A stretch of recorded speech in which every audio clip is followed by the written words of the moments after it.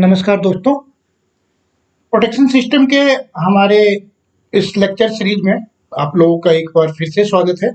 और आज का जो सेशन है वो किसी भी एक स्पेशल टॉपिक के ऊपर नहीं है, ना तो ये ट्रांसफार्मर प्रोटेक्शन के ऊपर है, ना ये डिस्टेंस प्रोटेक्शन के ऊपर है, ना ही बस बार प्रोटेक्शन के ऊपर है, बल्कि आज का जो टॉपिक है वो एक ऐसा टॉपिक है जिसका इम्पोर्टेंस और जिसका रेलिवेंस ट्रांसफार्मर प्रोटेक्शन के केस में, ट्रांसमिशन लाइन प्रोटेक्शन के केस में और बस बार प्रोटेक्शन के केस में बहुत ही ज्यादा है।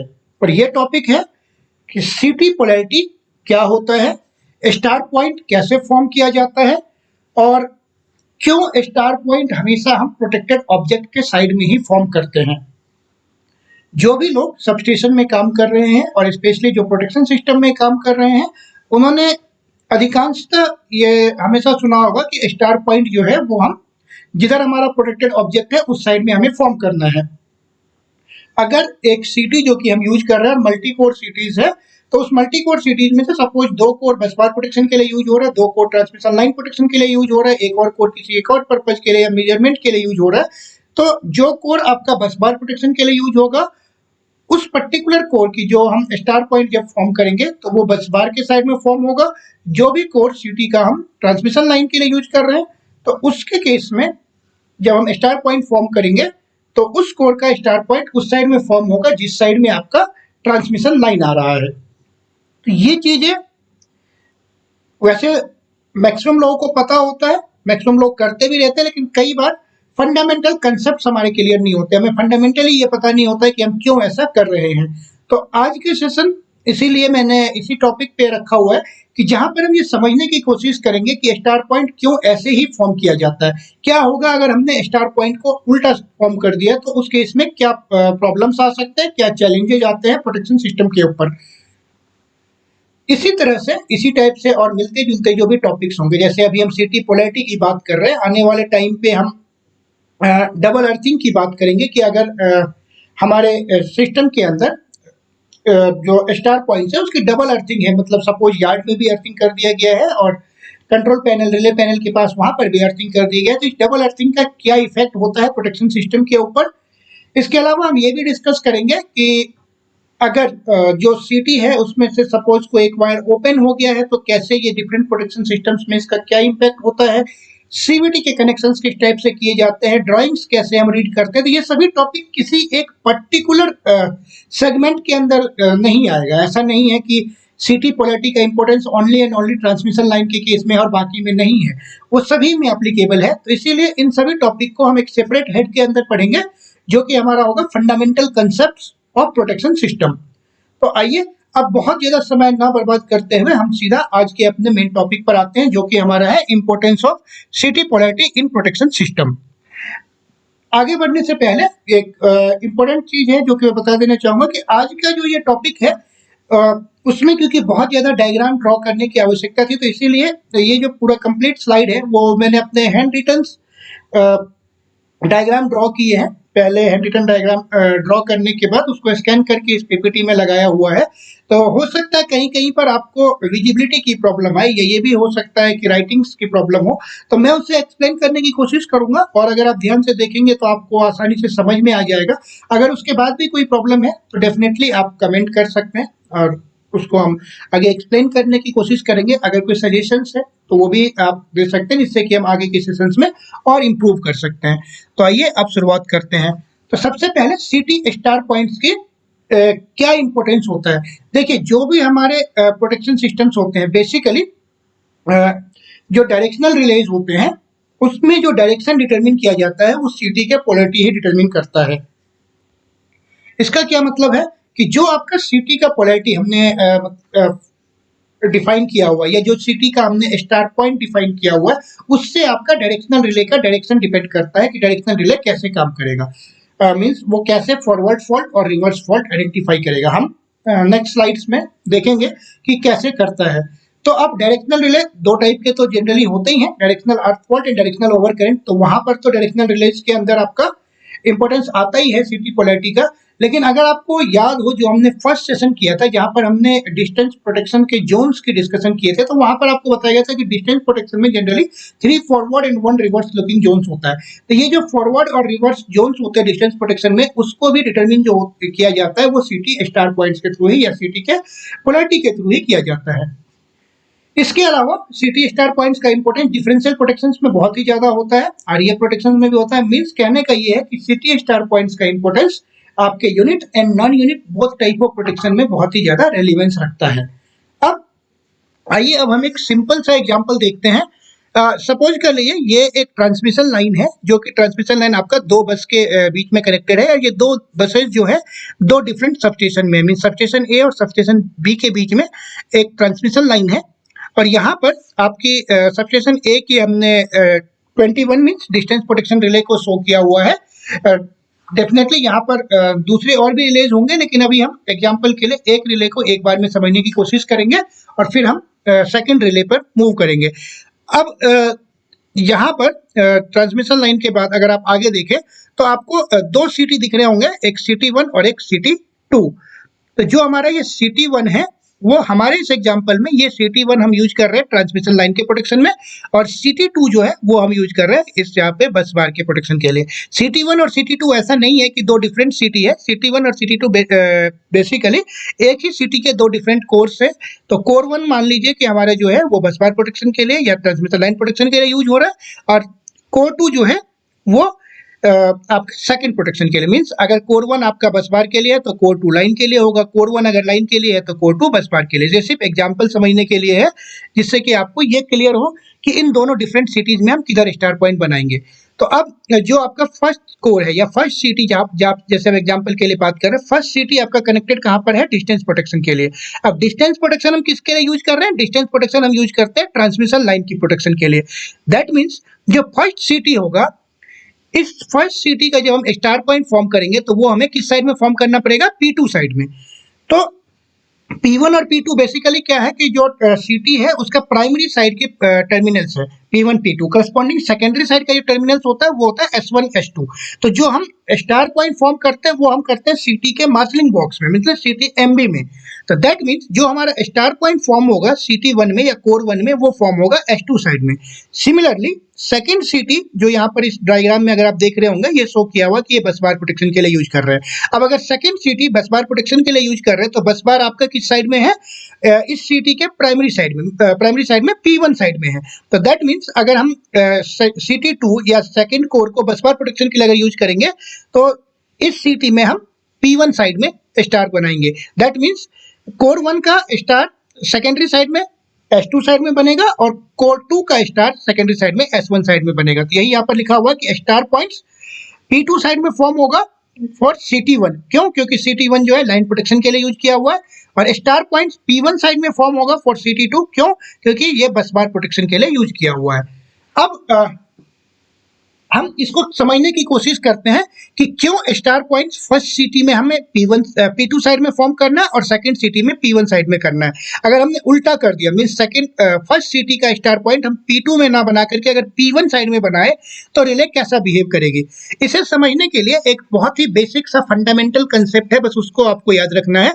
और वो बेसिक फंडामेंटल कंसेप्ट क्या है कि जो सिटी की पोलैरिटी होती है उसका बस एक सिंपल सा रूल है, थंब रूल है। हालांकि ये आप करंट जो है कि कैसे डिटरमिन करते हैं ये आप निकाल सकते हैं बेसिक सिंपल फिजिक्स से, जो कि हमारा लेंज लॉ और जो फेराडाइज लॉ होता है, इन दोनों को कंबाइन करके कि आपको पता है कि मैग्नेटिक सर्किट में ईएमएफ कैसे प्रोड्यूस होता है, और लेंज लॉ जो कि कहता है कि आपको जो चेंजेस होता है वो अपने आप को अपोज करता है उसके कॉज को। तो उन दोनों के बेसिस पर आप निकाल सकते हैं डायरेक्शन, लेकिन हम उतना डिटेल में नहीं जाते हैं क्योंकि हमें अपना प्रोटेक्शन रिलेटेड कंसेप्ट समझना है। तो उसके लिए क्या है कि फंडामेंटल कंसेप्ट के हिसाब से ये होता है कि अगर प्राइमरी साइड में आपका करंट P1 से एंटर होगा, P1 means primary side terminal, तो सेकेंडरी साइड में करंट S1 टर्मिनल के थ्रू आउट होगा। अब ये P1 P2 और S1 S2 जो है ये नोमेनक्लेचर्स होते हैं जब हम सबस्टेशन या यूटिलिटीज की बात करते हैं। कई जगहों पे ये डॉट कन्वेंशंस भी होते हैं। डॉट कन्वेंशंस का मतलब ये होता है कि अगर प्राइमरी साइड में करंट डॉटेड टर्मिनल से इन होगा तो सेकेंडरी साइड में करंट जो है डॉटेड टर्मिनल से आउट होगा। तो इसी को यहाँ पर मैंने नोट डाउन किया हुआ है कि if current enters through P1 side in primary terminals, if current enters through P1 in primary terminal, then the current leaves through S1 in the secondary. इसी का अपोजिट भी बोल सकते हैं कि अगर करंट P1 से लीव कर रहा है, प्राइमरी साइड में करंट अगर P1 से लीव कर रहा है तो सेकेंडरी साइड में करंट जो है वो S1 से एंटर करेगा। तो अब इस कंसेप्ट को यूज करते हुए अब हम समझने की कोशिश करते हैं जो हमारा सबसे फर्स्ट स्लाइड था, जहां पर कि हमने बोला था कि CT1 जो है, इस CT1 का स्टार फॉर्म करना पड़ेगा हमें P2 साइड में। तो अब देखिए हमने अपने एग्जाम्पल को थोड़ा सा मैग्नीफाई किया है, थोड़ा सा बड़ा सा बना दिया है। तो अब क्या है, एग्जाम्पल एग्जैक्टली सेम है। सबस्टेशन ए और सबस्टेशन बी के बीच में एक ट्रांसमिशन लाइन है।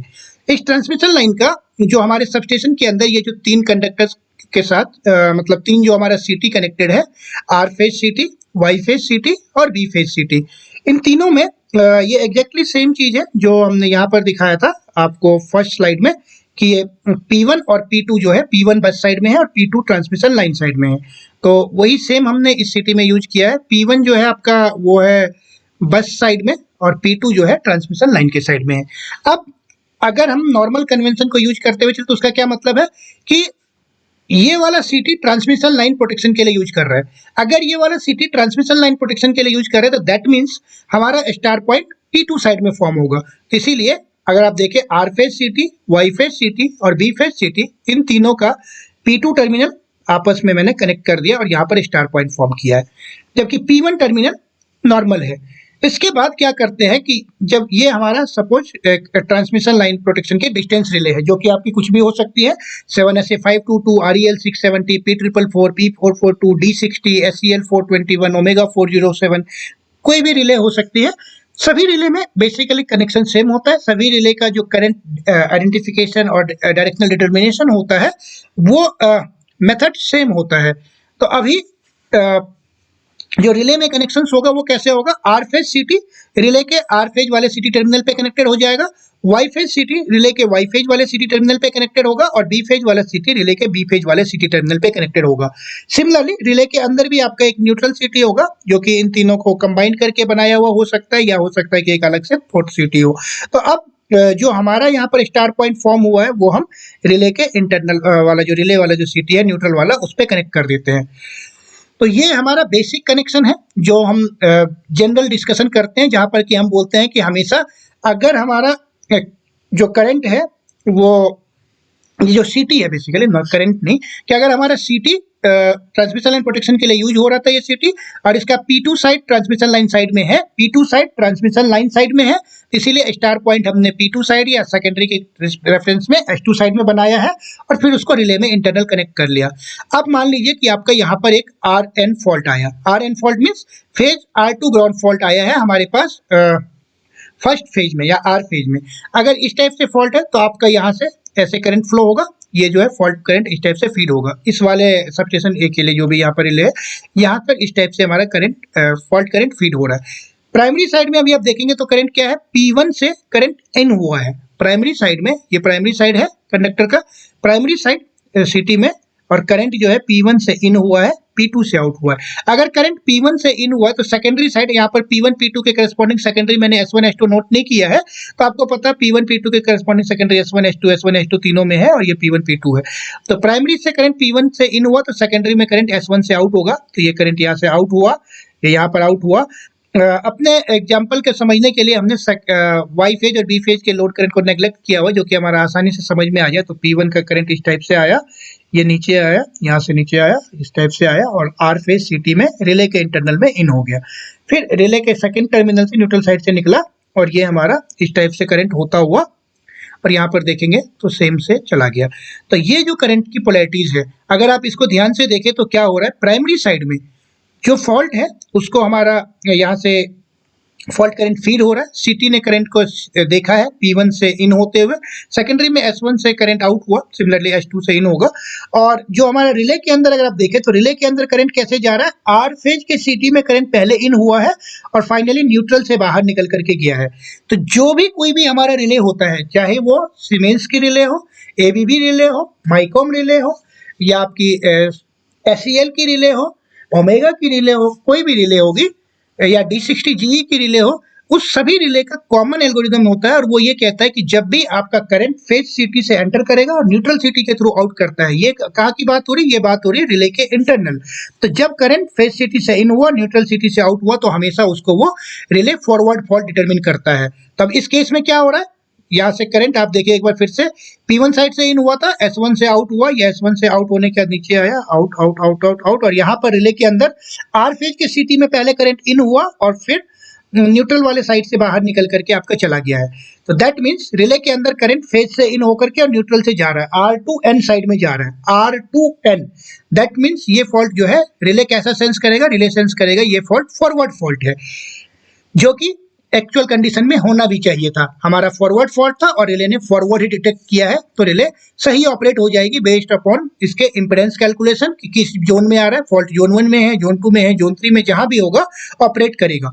अब मान लीजिए इसी सिटी के स्टार पॉइंट को हम P2 में ना बना करके हम बना देते हैं P1 साइड में, मीन्स स्टार पॉइंट हमने उल्टा बना दिया। अब अगर आप देखें स्टार पॉइंट हमने यहाँ पर क्या किया है कि उल्टे साइड में फॉर्म कर दिया। ये हमारा सेकंड केस है। फर्स्ट केस था जिसमें अगर आप देखें फर्स्ट केस में क्या था कि स्टार पॉइंट P2 साइड में था। अब हम क्या कर रहे हैं, स्टार पॉइंट P1 साइड में फॉर्म कर रहे हैं। हमने स्टार पॉइंट को अब P1 साइड में फॉर्म कर रहे हैं, देखिए स्टार पॉइंट P1 साइड में फॉर्म है। अगेन सेम कंडीशन है, फॉल्ट आपका R phase two ground RN या RG फॉल्ट है। अगर ये फॉल्ट है तो आप देखेंगे कि हमारा जो सिटी में करंट है जो प्राइमरी साइड में, उस करंट का डायरेक्शन तो सेम ही रहेगा। प्राइमरी साइड में करंट का डायरेक्शन तो सेम है क्योंकि फॉल्ट इधर है, यहाँ से हमारा ये जो बस के थ्रू है इस टाइप से फॉल्ट करंट फीड हो रहा है। अब प्राइमरी साइड में करंट का डायरेक्शन सेम है, करंट प्राइमरी साइड में P1 के थ्रू इन हुआ है। दैट मीन्स सेकेंडरी साइड में करंट हमारा क्या होगा, S1 टर्मिनल से आउट हो गया। अब यहाँ पर ये हमारे जो कनेक्शन है, ये स्टार पॉइंट हो गया, ये R phase city, Y phase city, B phase city, ये हमने रिले के इंटरनल टर्मिनल्स में कनेक्टेड कर रखा है, और ये हमारा न्यूट्रल वाला आ गया। अब इस केस में अगर आप देखें ये S1 टर्मिनल से करंट आउट हुआ, ये आउट हुआ, ये आउट हुआ, आउट हुआ, आउट हुआ, आउट हुआ, और फाइनली ये क्या हो रहा है, पहले करंट न्यूट्रल वाले साइड से इन हो रहा है, पहले करंट न्यूट्रल साइड में यहाँ पर इन हुआ। अगर आप देखें लास्ट स्लाइड, तो यहाँ पर ये वाला पॉइंट क्या न्यूट्रल, और ये वाला पॉइंट जो है अभी वहां पर नेक्स्ट स्लाइड में मैंने इसको रिवर्स कर रखा है, RYB ले रखा है, तो ये वाला पॉइंट हमारा फेज है R। तो करंट अब कैसे इन हो रहा है, न्यूट्रल से इन होकर के और R फेज की तरफ जा रहा है। यहाँ पर अगर आप ध्यान से देखें करंट जो है न्यूट्रल साइड से इन हुआ और फिर फेज साइड से निकल करके जा रहा है, जबकि रिले को फॉरवर्ड फॉल्ट देखने के लिए क्या चाहिए कि करंट R से इन होकर के न्यूट्रल से आउट होना चाहिए। लेकिन यहाँ पर रिले के इंटरनल में क्या हो रहा है, current enters through neutral city and leaves through phase city. तो जो हमारी रिले है वो इस फॉल्ट को रिवर्स फॉल्ट डिटेक्ट कर लेती है, और इस कारण से यहाँ पर इनकरेक्ट ऑपरेशंस होने के चांसेस है। इनकरेक्ट ऑपरेशंस में सब क्या होगा कि सपोज ये आपका फॉरवर्ड फॉल्ट है और इस फॉरवर्ड फॉल्ट को रिले ने रिवर्स डायरेक्शन में देखा। जैसे ही रिले इस फॉल्ट को रिवर्स डायरेक्शन में देखेगी तो अब आपके दो चांसेस बनते हैं, हो सकता है कि वो रिले के रिवर्स रीच में आ जाए या हो सकता है रिवर्स रीच में ना आए। अगर रिवर्स रीच में आ भी गया तो भी आपका बहुत ज्यादा डिले ट्रिपिंग होगी, क्योंकि जोन 1 जो है वो इंस्टेंटेनियस होता है, जबकि जो जोन 4 रिवर्स रीच है, रिवर्स जोन है वो 500 मिलीसेकंड डिलेड होता है। एक तो ये है कि रिवर्स रीच में आएगा उसके चांसेस ही बहुत कम है, दूसरा अगर आ भी गया तो बहुत डिलेड क्लियरेंस होगा और वो भी इनकरेक्ट होगा। इनकरेक्ट क्यों होगा कि फॉरवर्ड फॉल्ट को रिवर्स देखा तो ठीक है, लेकिन आपके रिवर्स फॉल्ट को वो जब भी फॉरवर्ड देखेगा तो आपके हो सकता है बस फॉल्ट में लाइन ट्रिप हो जाए। तो इसीलिए सिटी स्टार पॉइंट बहुत बहुत इंपॉर्टेंट होता है ट्रांसमिशन लाइन प्रोटेक्शन के केस में। और आगे की स्लाइड्स में हम देखेंगे ट्रांसफार्मर के केस में भी, बस बार के केस में भी और बस रिएक्टर के केस में भी। अभी जो हमने ये समझने की कोशिश की है सिटी स्टार पॉइंट, ये हमारा एक बहुत ही सिंपल सा केस है। ये बहुत सिंपल सा केस, ये कहाँ पर आपका एप्लीकेबल होता है, ये एप्लीकेबल होता है अगर आपका डबल मेन स्कीम है या double main and transfer scheme है, जहां पर हमारे पास सिंगल सिटी जो होते हैं, सिंगल लाइन सिटी। हम एक और सेपरेट सेशन करेंगे जहां पर हम डिस्कस करेंगे कि अगर हमारे पास मेन एंड टाई बेस है, जैसे 1.5 ब्रेकर स्कीम्स में मेन एंड टाई बेस है, तो उसमें हम मेन एंड टाई बे के सिटी को कैसे पैरेलल कनेक्ट करते हैं, किस टाइप से दोनों सिटी के स्टार पॉइंट को हमें ध्यान रखना होता है और कैसे इनके स्टार पॉइंट को सही कनेक्ट करने से रिले करेक्ट ऑपरेट होगी और गलत करने से रिले के ऑपरेशंस पे क्या इफेक्ट पड़ता है, ये हम एक सेपरेट सेशन में देखेंगे। अब इस सेशन को बहुत ज्यादा लंबा न बनाने के लिए इसी सेशन के अंदर अभी हमारा एक टॉपिक और बच जाता है, और वो है कि सिटी स्टार पॉइंट का रेलेवेंस ट्रांसफार्मर डिफरेंशियल प्रोटेक्शन के केस में। और जब मैं ट्रांसफार्मर डिफरेंशियल प्रोटेक्शन की बात कर रहा हूँ तो उसका मतलब किसी भी टाइप की डिफरेंशियल प्रोटेक्शन में, चाहे वो ट्रांसफार्मर का है, बस बार का है, रिएक्टर का है, जनरेटर का है, मोटर का है, किसी भी सिस्टम का डिफरेंशियल प्रोटेक्शन, चाहे लाइन का ही क्यों ना हो, लाइन छूट गया था, किसी का भी अगर डिफरेंशियल प्रोटेक्शन है तो उसके अंदर सीटी की पोलैरिटी की रिलेवेंस क्या है, और अगर सीटी का पोलैरिटी उल्टा है, सीटी के स्टार पॉइंट्स गलत कनेक्टेड है, तो क्या फर्क पड़ता है इन अलग अलग प्रोटेक्शन पे, अलग अलग सिस्टम के प्रोटेक्शन पर, वो हम देखेंगे एक सेपरेट वीडियो में। क्योंकि हम इसी में अगर उस पर कंटिन्यू करते हैं तो हमारा जो ये सेशन है वो अननेसेसरली बहुत ज़्यादा लॉन्ग हो जाएगा, और बहुत ज़्यादा लंबा होने के कारण से कई बार जो है इंटरेस्ट लूज हो जाता है, तो फिर जो टॉपिक हमें समझना था उससे हम कहीं ज़्यादा दूर भटक जाते हैं। तो उम्मीद करता हूँ कि ये आपको समझ में आया होगा। ये बहुत इजी चीज़ है, बहुत ज़्यादा डिफिकल्ट कंसेप्ट नहीं है, लेकिन समझना इसलिए आवश्यक है कि कई बार हम चीज़ें करते चले जाते हैं पर हमें समझ ही नहीं आता है कि हम क्यों कर रहे हैं, तो उसके लिए समझना आवश्यक था, इसीलिए हमने इसको यहाँ पे कवर किया है। आने वाले सेशन में, इसके जस्ट नेक्स्ट सेशन में हम बात करेंगे इंपोर्टेंस ऑफ सीटी polarity in case of differential protection, जो कि हमारा इसी सीरीज का सेकंड पार्ट होगा। अगर आपको ये सेशन अच्छा लगा हो तो आप ज़्यादा से ज़्यादा लोगों के साथ शेयर करिए, जिससे कि ज़्यादा से ज़्यादा लोग इन सब कंसेप्ट के साथ अवगत हो सके, इन सब कंसेप्ट को समझ सके। अगर आपको कोई प्रॉब्लम है, अगर आपको लगता है कि कुछ इसमें मिसिंग है, कुछ छूट रहा है, तो वो भी आप कमेंट कर सकते हैं, जिससे कि हम उसको इनकॉर्पोरेट कर सकते हैं और आने वाले सेशन को और बेहतर बना करके और अच्छे से आपको कंसेप्ट की क्लैरिटी के साथ कंसेप्ट एक्सप्लेन कर सके। तो अब इस सेशन को यहीं पर समाप्त करते हैं, मिलते हैं अगले सेशन में इसी सीरीज के पार्ट 2 में। तब तक के लिए thank you and good bye.